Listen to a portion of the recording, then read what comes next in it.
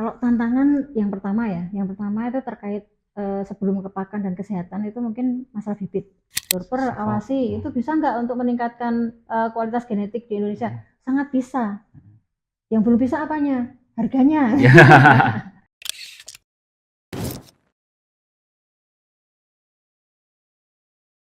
Ya, Assalamualaikum warahmatullahi wabarakatuh. Selamat pagi sahabat Sinatria semuanya.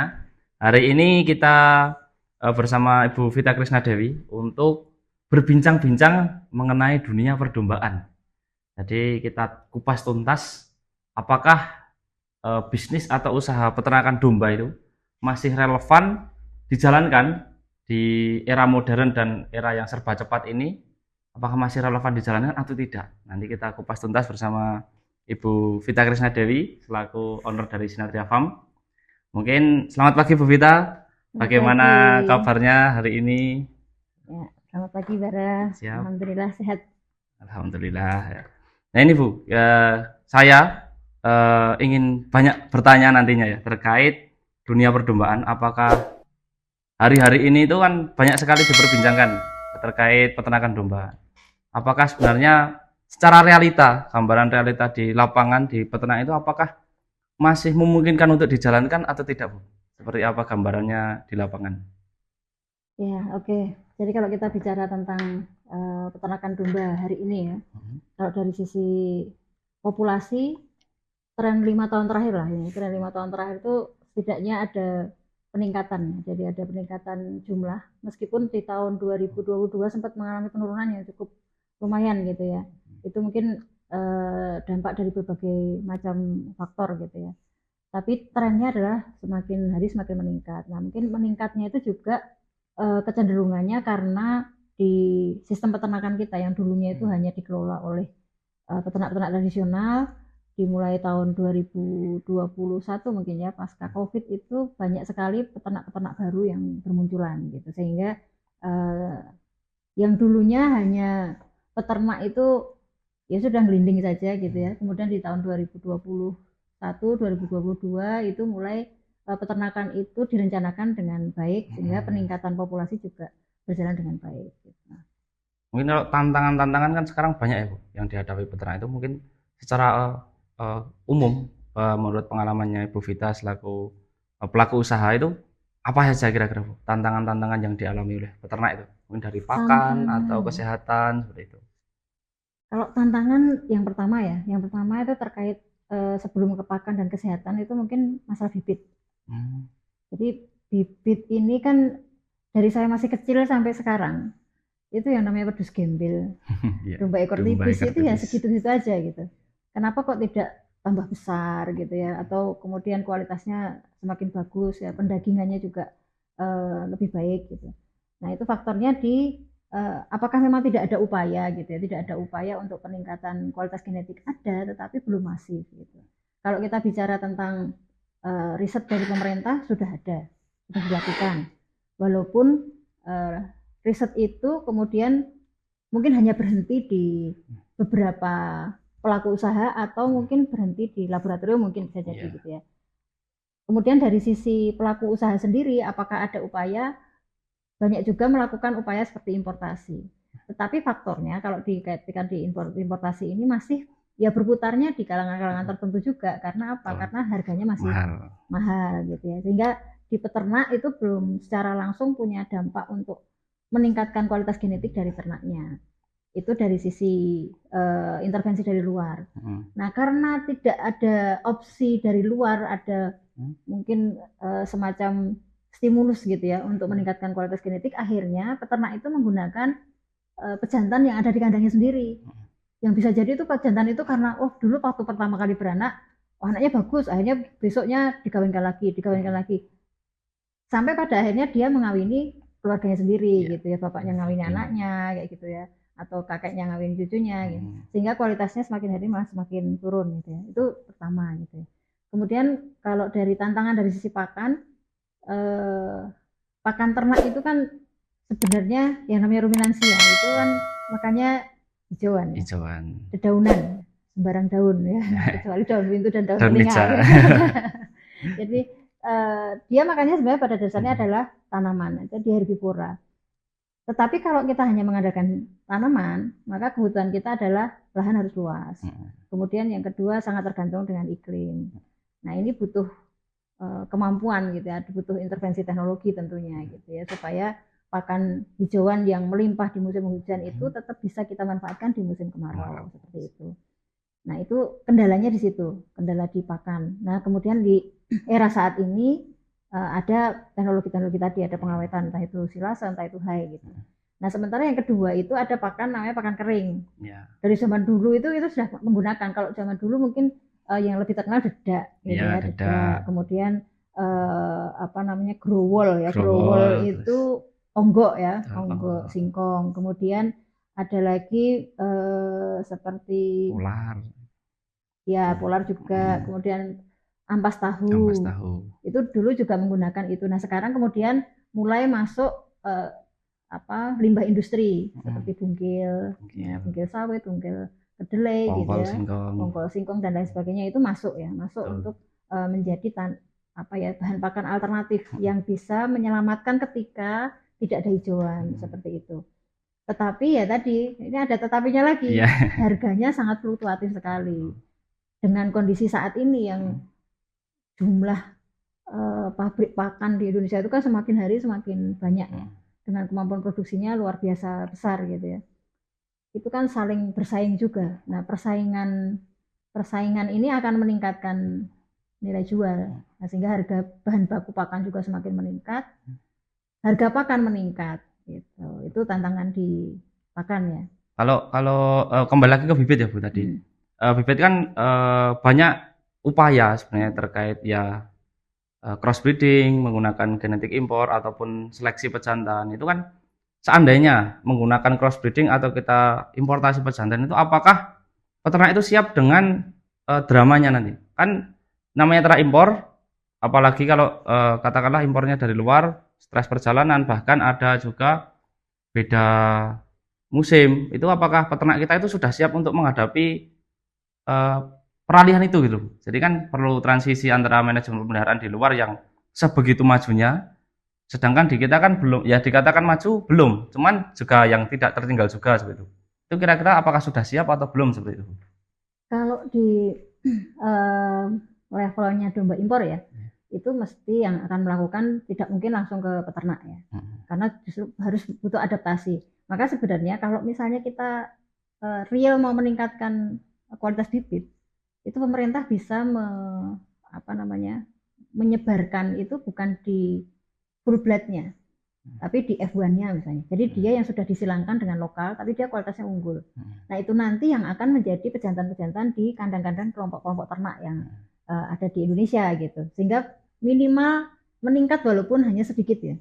Tapi kan semakin hari akan semakin dengan kesadaran para peternak nanti, oh ternyata kalau dikawinkan dengan yang seperti ini kualitasnya lebih bagus. Nah dengan domba-domba yang dia sudah silangan tadi, tentunya adaptasinya mesti lebih bagus dibandingkan domba-domba yang impor gitu ya. Karena memang kalau impor itu luar biasa ya, dari mulai pakan gitu ya, kemudian kebiasaan, belum lagi kalau stres cuaca ya. Kalau stres cuaca bisa kita antisipasi dengan kita hanya mengimpor domba-domba yang memang bisa dibawa ke Indonesia seperti itu.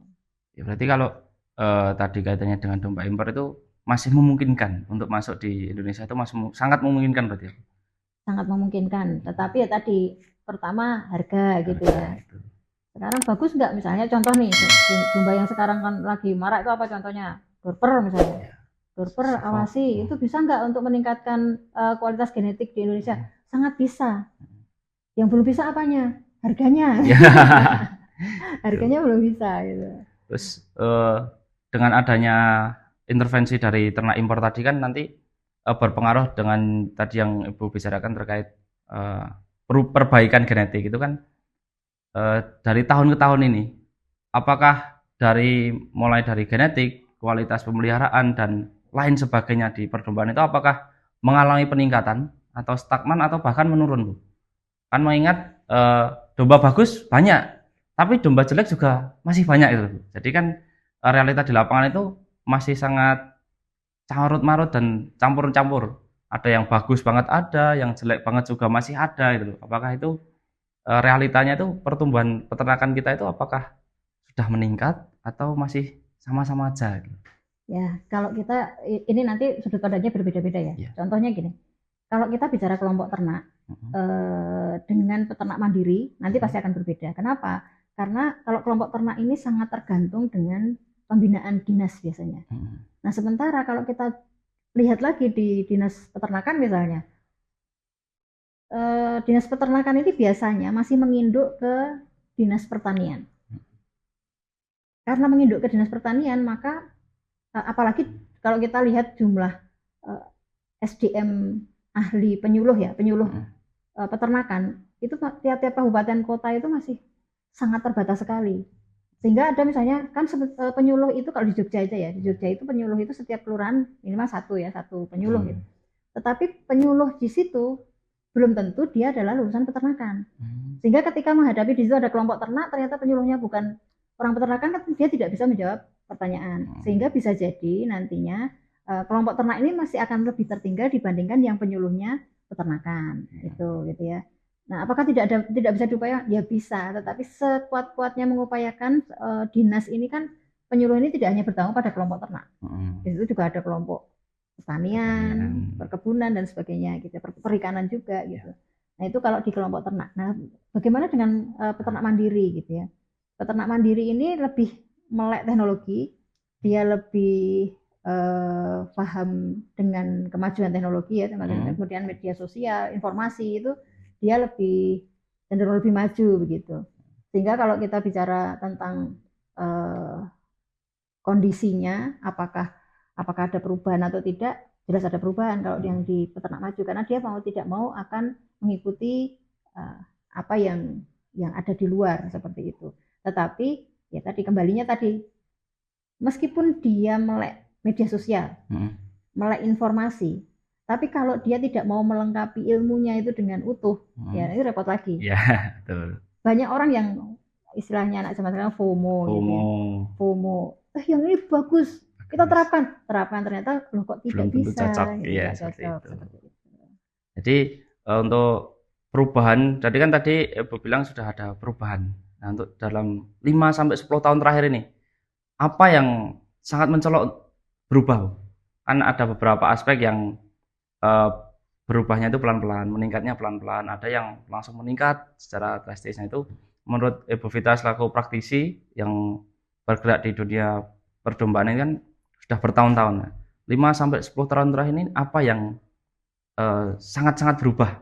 Bahkan perubahan apa yang sangat mencolok seperti itu?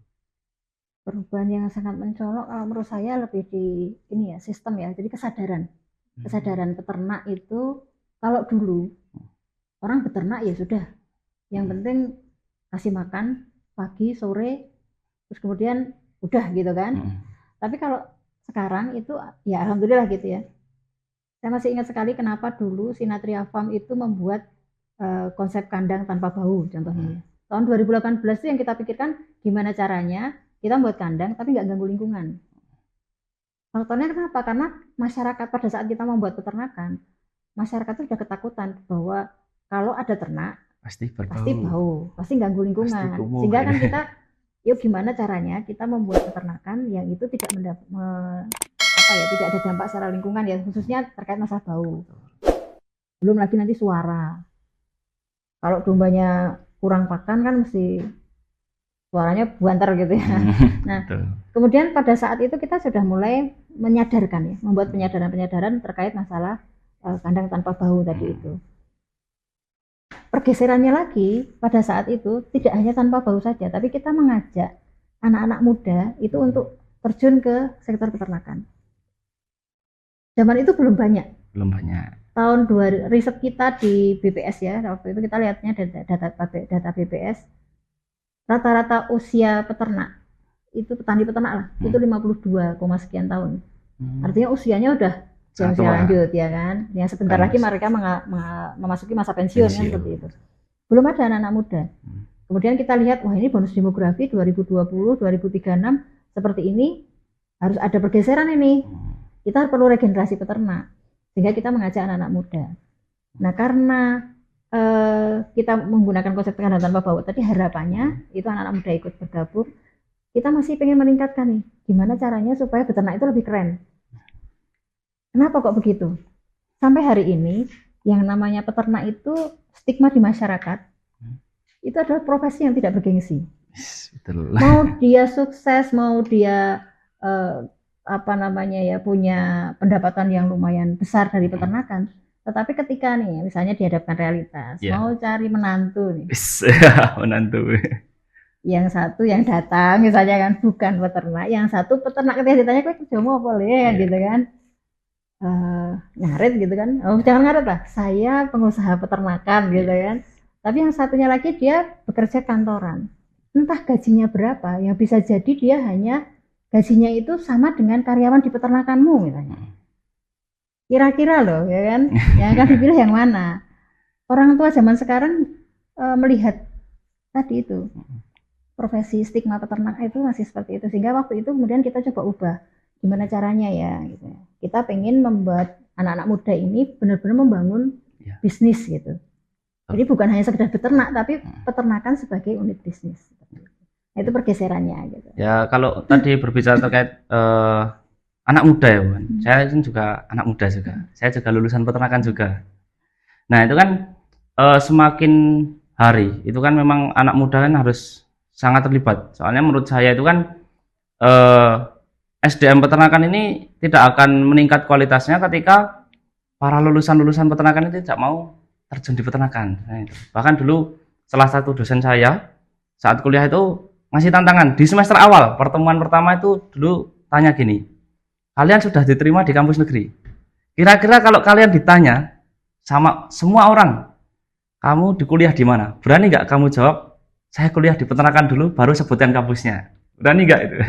Sampai saya salah satu dosen saya dulu nanting seperti itu. Itu kan bentuk bahwa apa ya, mahasiswa peternakan saat ini apakah harus memang terjun ke dunia peternakan ataupun ya bisa di cabang yang lain untuk menunjang kemajuan peternakan ini Bu. Ini kita berbicara untuk itu aja, tidak di, kalau untuk karir kan banyak bebas memilih memang, tapi untuk kemajuan peternakan itu apakah para mahasiswa peternakan ini harus terjun di situ atau paling tidak harus memberikan kontribusi seperti apa agar dunia peternakan kedepannya itu semakin maju seperti itu. Ya. Dulu salah satu keresahan saya ya, keresahan saya sebagai seorang akademisi pada saat itu, nggak hanya peternakan sebenarnya, tidak hanya di sektor peternakan, ya pertanian secara luas, pertanian, peternakan, perikanan gitu ya, itu rata-rata lulusan itu yang terjun, benar-benar terjun di sektor peternakan kan sangat sedikit, tidak hanya sedikit tapi sangat sedikit. Mereka lebih cenderung di sektor lain yang itu lebih bersih ya, tidak kotor, tidak berkotor-kotor dengan entah itu kalau pertanian ya di sawah kayak gitu ya, kalau peternakan ya di kandang. Jadi pilihannya itu lebih ke tempat-tempat yang lebih bersih dan lebih bergengsi. Makanya dari itu waktu itu kan saya sampaikan begini, kalau stigma tentang peternakan itu masih kotor dan jorok dan bau apalagi gitu ya, itu tidak ada orang yang akan mau terjun ke sini gitu. Nah makanya kan ini sebenarnya dibutuhkan banyak orang ya untuk ayo gimana caranya membangun sistem pertanian peternakan yang lebih maju, yang orang itu lebih cenderung mau bergabung dibandingkan mereka apaan nih ya gitu ya. Betul. Kesan seperti itu gitu. Jadi generasi muda ya harusnya memang mau tidak mau terlibat, karena kalau tidak, kita bayangkan ya, yang di tahun 2017 ya, waktu saya dan Bapak itu mempelajari data BPS waktu itu kan 52 tahun, artinya itu sudah 9 tahun yang lalu, berarti tahun ini mereka sudah 61 tahun. Ini tinggal sebentar lagi kan ini, para peternak ini, mereka masih tetap bertahan. Kalau tidak ada yang menggantikan, lalu siapa? Sekarang teriak-teriak, tolak impor. Nah, faktanya yang kita menolak impor, tapi kita sendiri tidak mau masuk ke situ. Makanya kita perlu ada kontribusi yang lebih real gitu. Terus kemudian kenapa kok mahasiswa peternakan jarang yang, atau pertanian secara umum ya, jarang yang mau masuk ke sini ya? Karena memang sektor ini belum menjanjikan. Kalau sektor peternakan pertanian ini memang menjanjikan secara masa depan, mungkin ya mereka tetap mau kok.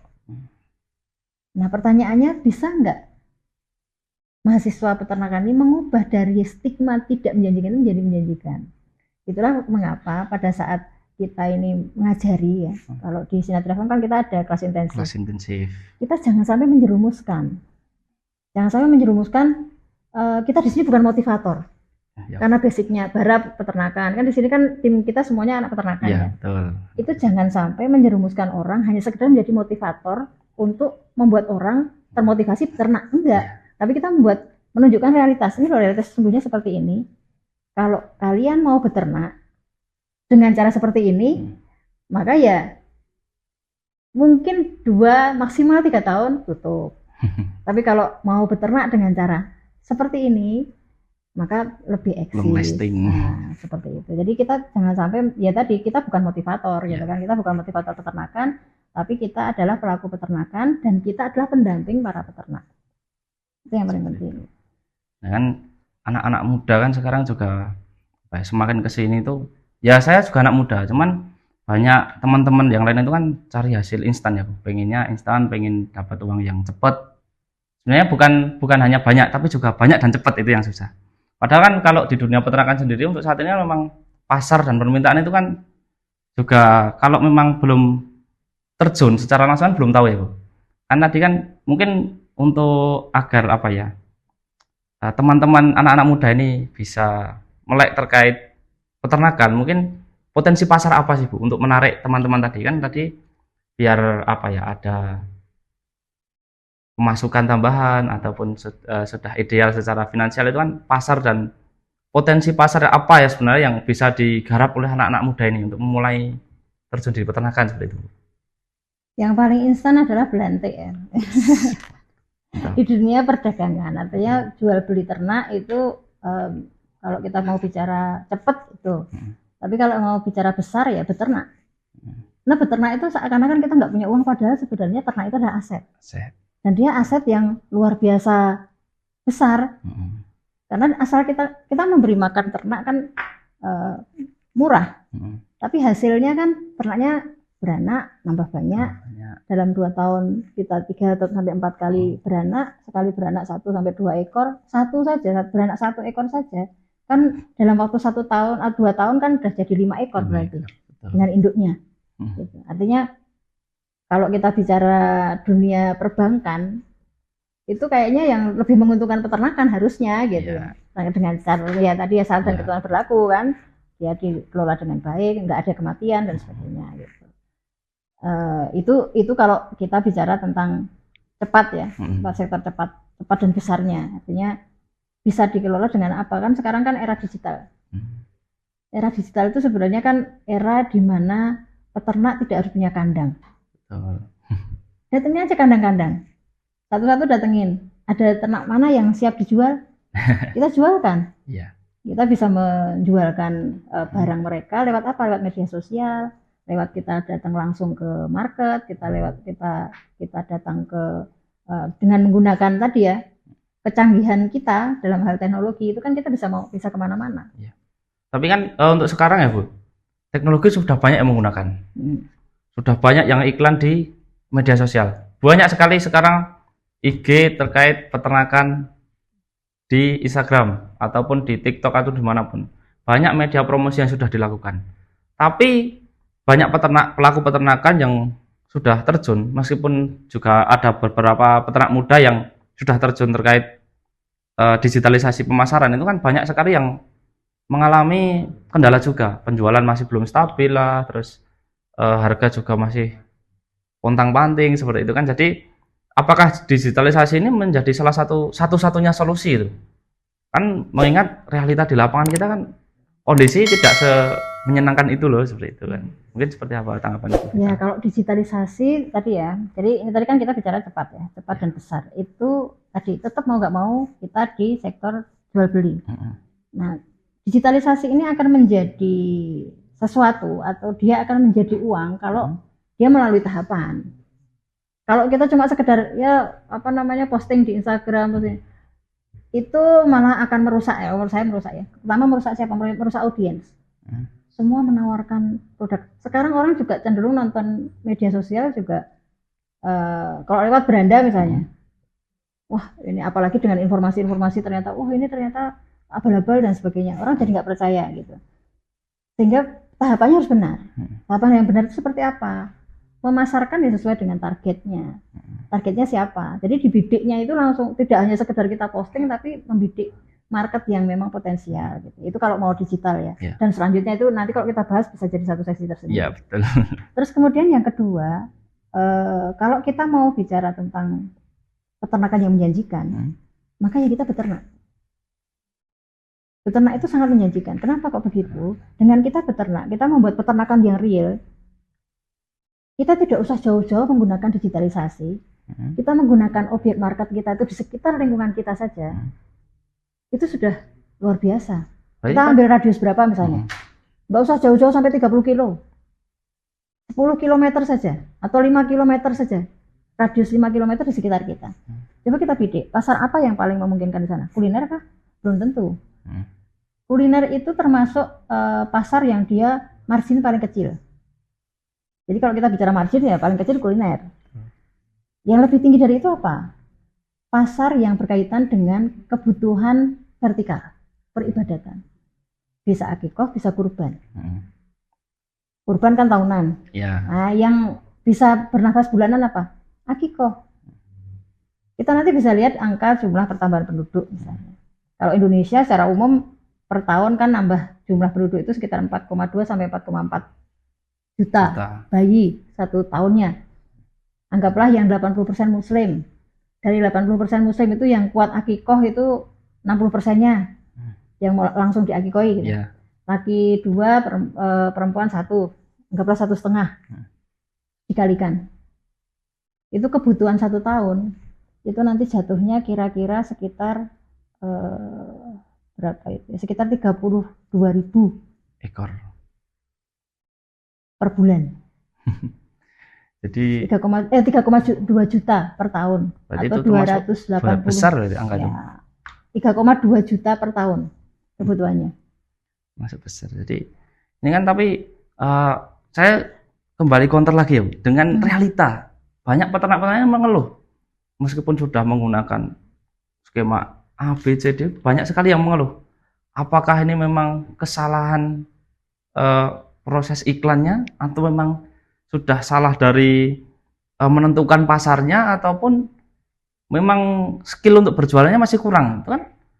Ya mungkin sekarang dunia sudah maju, bahkan nggak hanya anak muda, bahkan peternak-peternak yang sudah senior pun kan sudah pada pegang HP, pada iklan di Facebook, Instagram, kan untuk orang-orang tua bilang Facebook.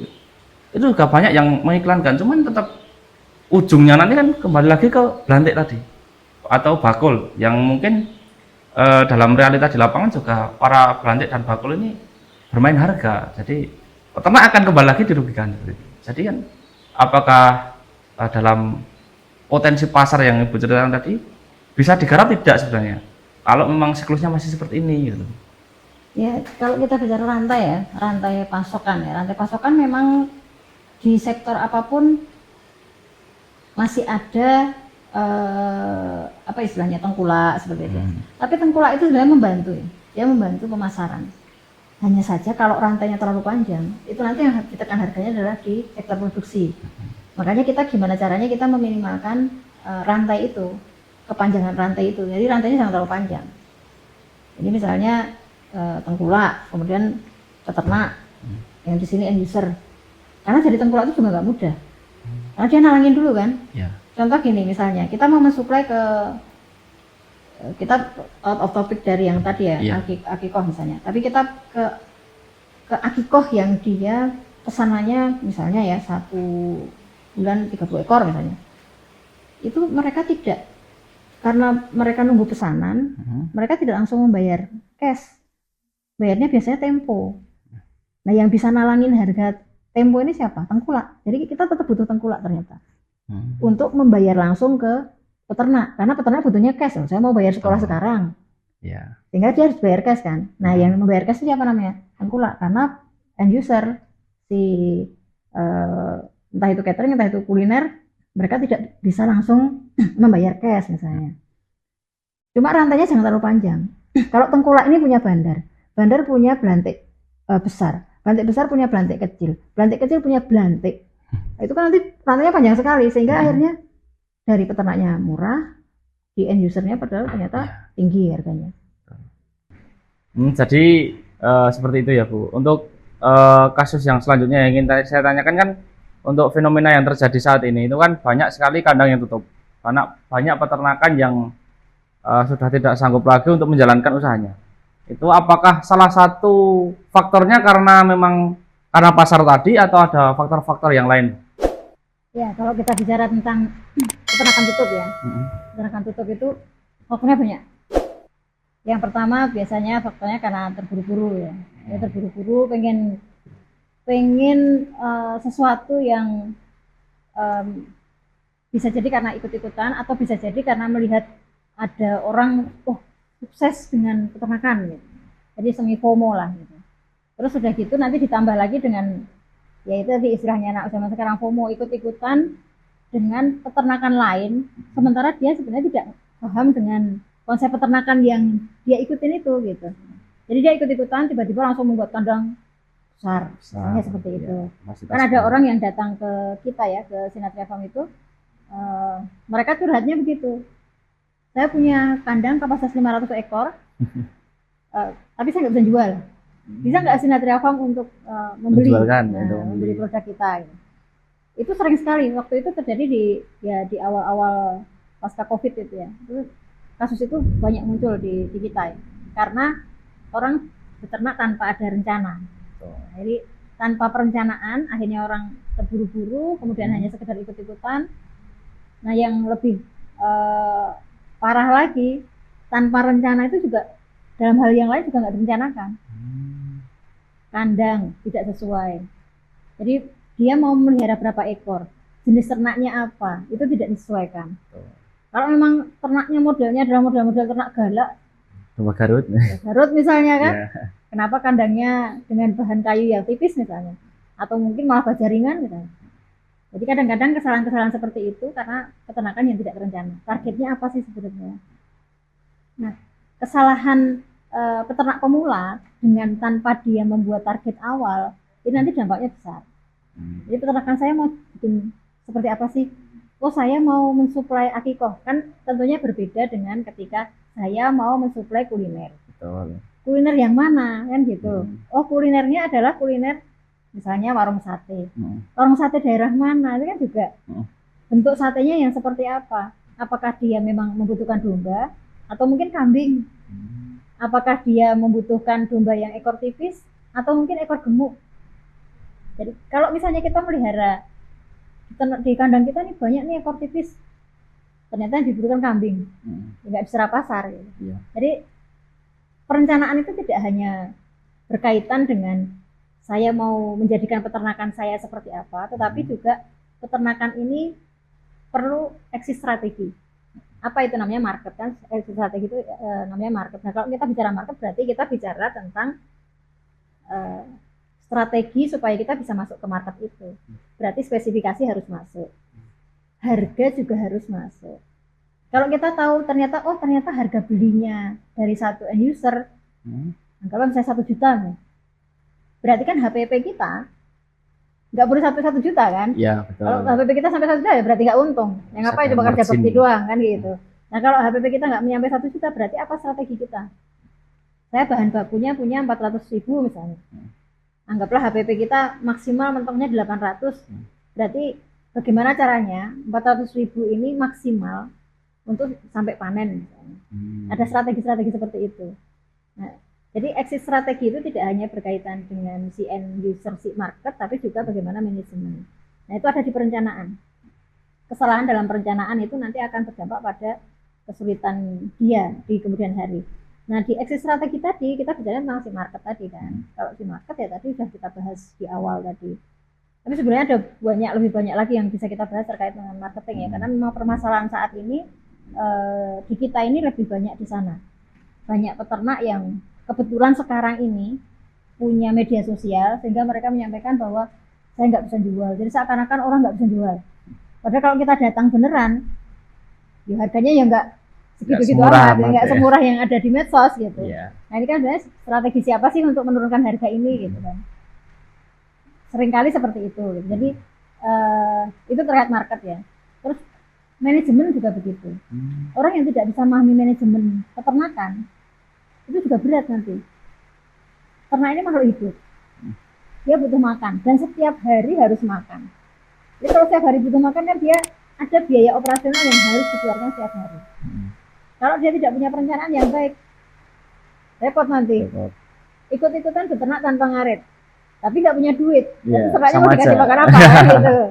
Belum lagi dengan ya tadi ya harga bahan baku pakan itu semakin lama semakin tinggi.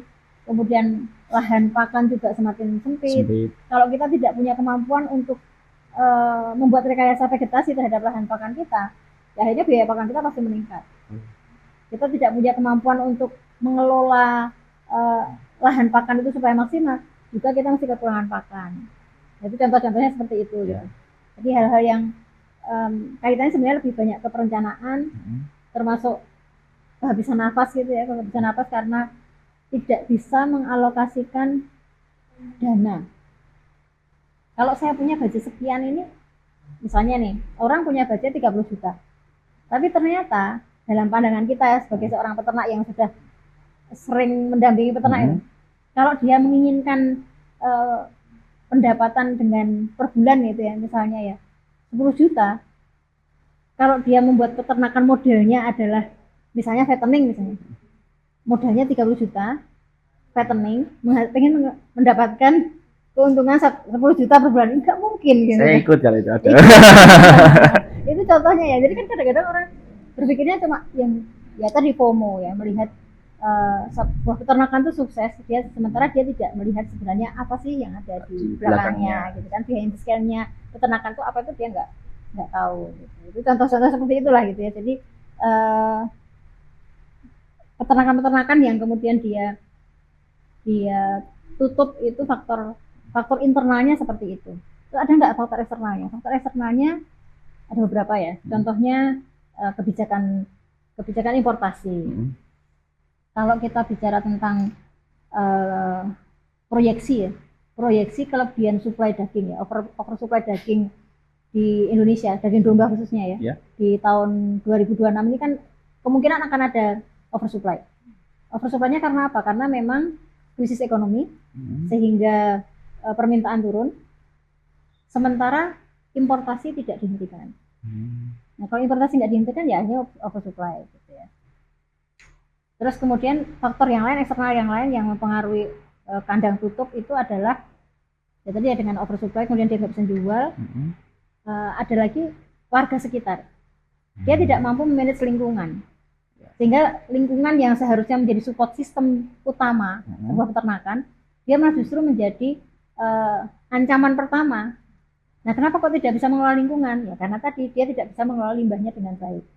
Padahal limbah ini menjadi salah satu sumber pendapatan. Nah, sumber pendapatan peternak seharusnya. Tapi karena tidak dikelola, dia sudah nggak mendapatkan tambahan pendapatan, dia juga mendapatkan tantangan dari warga.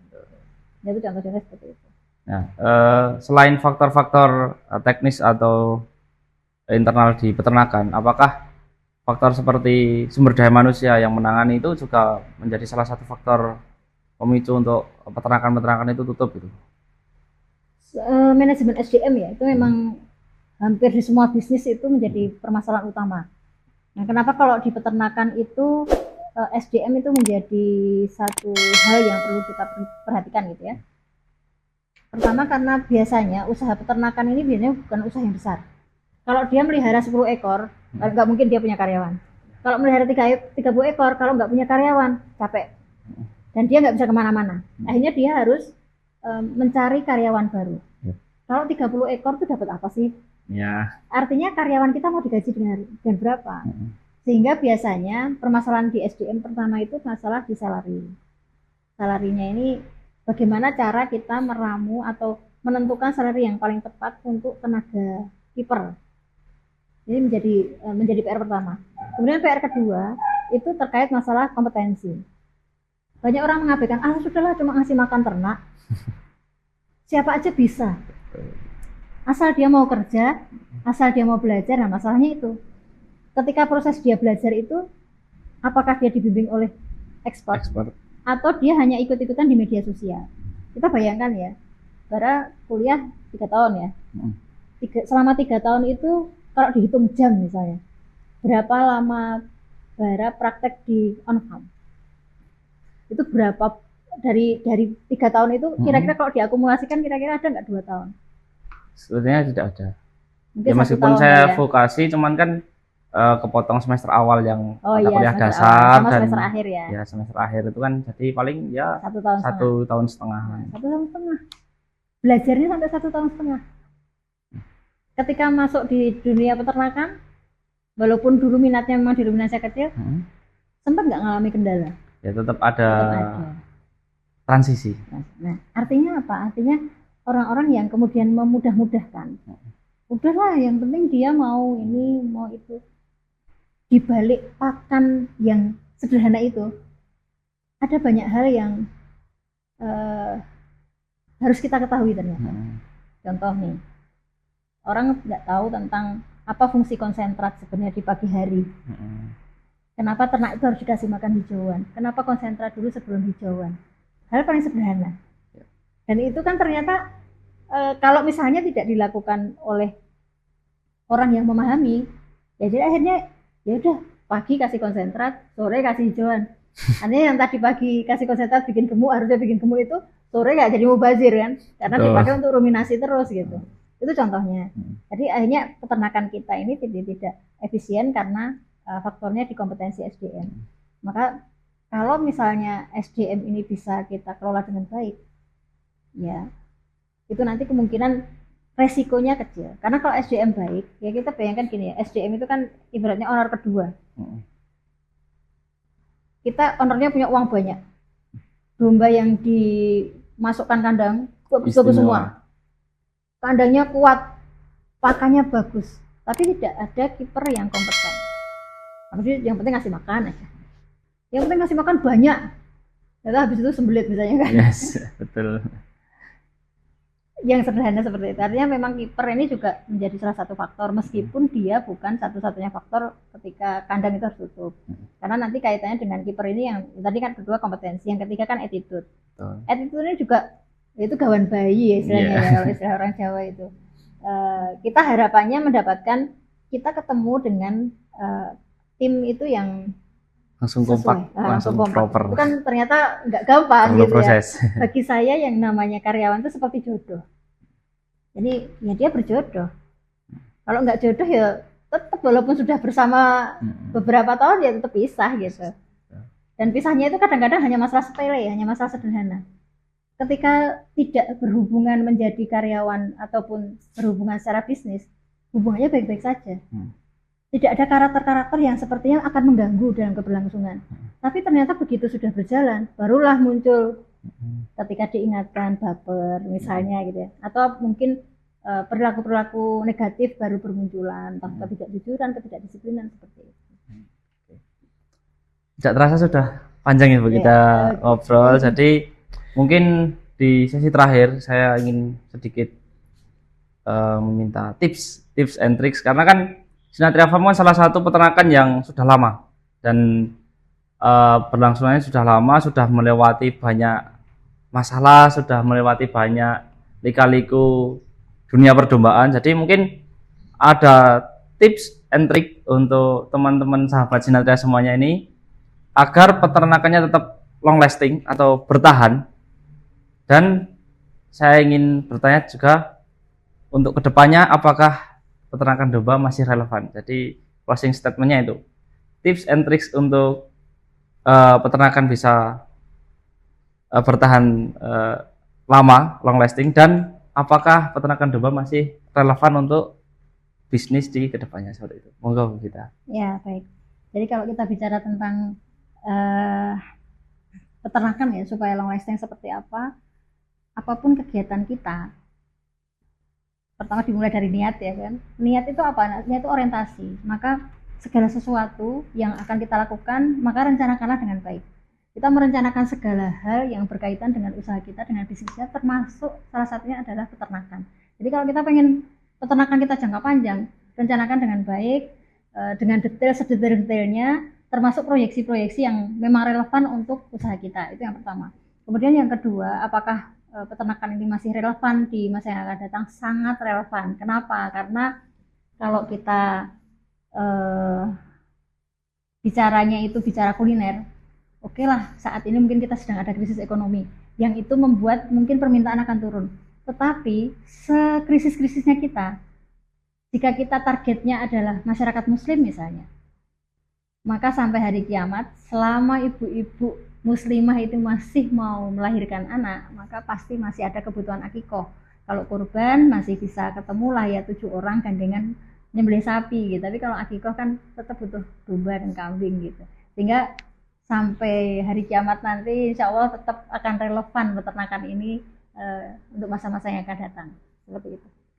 Baik, terima kasih Bu Vita atas sharing dan ilmunya yang sangat bermanfaat bagi kita semua. Jadi sahabat Sinatria semuanya, untuk podcast dari Sinatria Farm kita akan rutinkan setiap hari Senin dan Kamis. Kita akan update terus materi-materi yang akan kita sajikan.